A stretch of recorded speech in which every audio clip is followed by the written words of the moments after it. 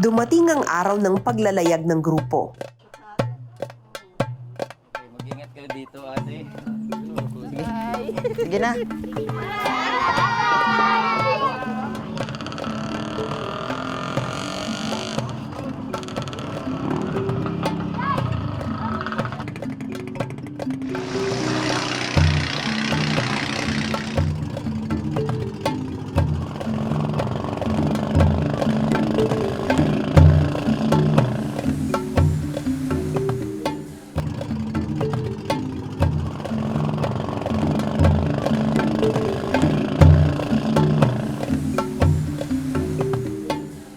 Hello po. Hi po. Ako po si Ma'am sa Eyewitness. Hi, Coach. Hello po. May 3 dagdag sa Team Barm mula sa Tawi-Tawi at Cotabato. Sila ang mga nanalo sa regional meet. Meron silang kanya-kanya stroke sa relay. Depende sa relay. May mga freestyle relay. Dito na lang sa Cebu, nagkasama-sama ang koponan. Anong mga strokes ninyo? Ako po yung stroke ko yung butterfly. Ikaw naman? Freestyle. Freestyle. Tapos ikaw, KI? Butterfly, breaststroke. Hindi naman ho nahirapan yung training kasi magkakaiba sila ng lugar eh. O dito na lang po sila nagkita-kita? Dito. May konting adjustment pa. Oo. Kaya nahihirapan kami. Kasi hindi kayo magkaparehong lugar. So, dito na lang kami nag-practice. Dito kami nag-set. Kung sino ang lalangoy sa first day, second day, dito. Hirapan kayo mag-adjust dito.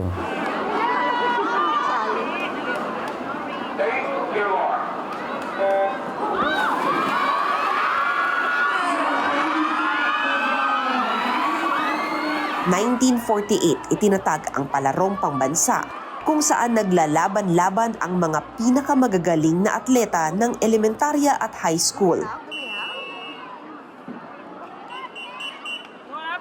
Mga estudyante ng private at public school sa buong bansa ang maaaring sumali rito. Sa tala ng palaro, pagdating sa swimming event, madalas mag-overall champion ang mga taga-NCR, Calabarzon at Western Visayas. Ang Mindanao, hanggang ngayon, inaasam pa rin ang kampyonato.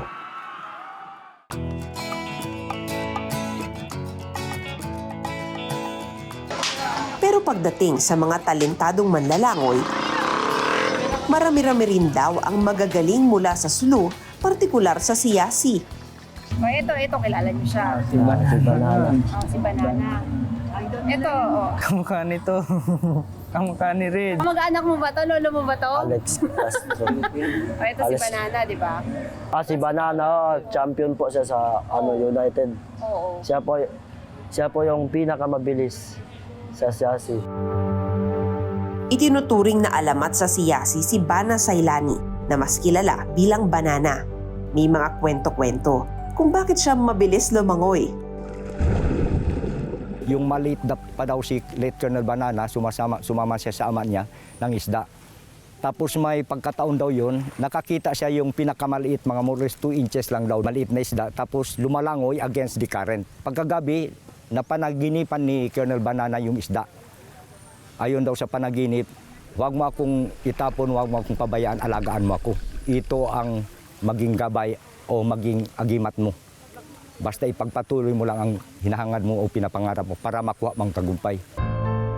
Ang nahuling isda raw ang naging anting-anting ni Banana. Totoo man ang kwento ng isda o hindi, maliit pa si Banana, nahasa na siyang lumangoy. Hatak-hatak ang batya na may mga libro, nilalangoy raw ni Banana ang nasa 2 kilometrong dagat mula sa bahay nila papasok ng paaralan. Nanalo siya sa iba't ibang national at international competition, kabilang na ang palarong pambansa, Asian Games, pati ang 1956 at 1960 Summer Olympics. We are praying to Almighty God na sana makuha din nila, maging katulad sila na they will be going to follow the footstep of Banana Direct.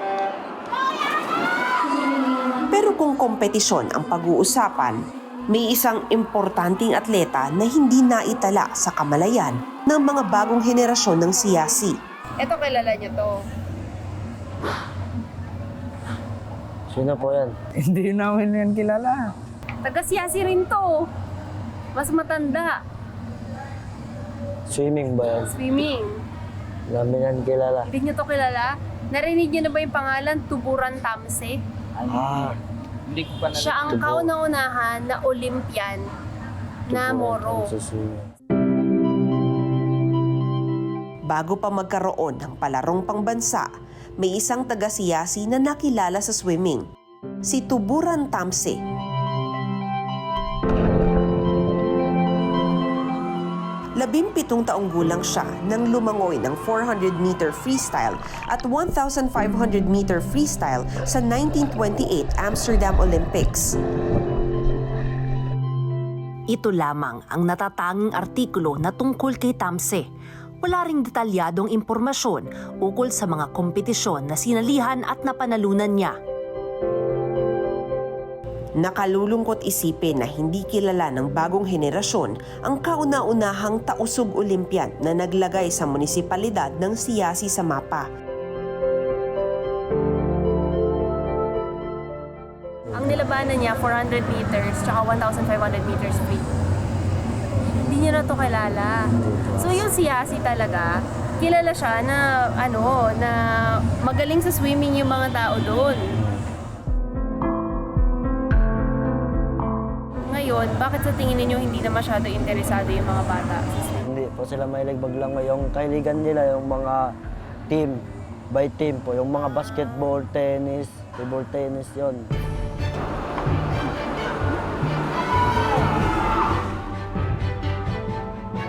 Sa kabilang banda, mabuti na lang at may nagtutuloy pa rin ng kanyang nasimulan. Hindi nga lang ito madali. Maraming salamat sa pagtutok sa Eyewitness mga kapuso. Anong masasabi niyo sa dokumentaryong ito? I-comment na yan at mag-subscribe sa GMA Public Affairs YouTube channel.